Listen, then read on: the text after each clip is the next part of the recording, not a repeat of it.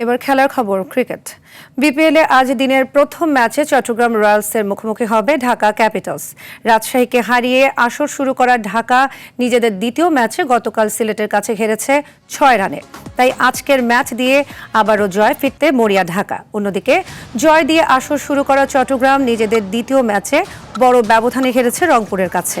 তাই বন্দরনগরীর দলটিও রয়েছে জয়ের খোঁজে। সিলেট আন্তর্জাতিক ক্রিকেট স্টেডিয়ামে ম্যাচ শুরু দুপুর 2টায়। এদিকে দিনের আরেক ম্যাচে রংপুর রাইডার্সের মুখোমুখি হবে স্বাগতিক সিলেট। গতকাল ঢাকাকে হারানো সিলেট আজ বেশ ফুরফুরে মেজাজেই মাঠে নামবে।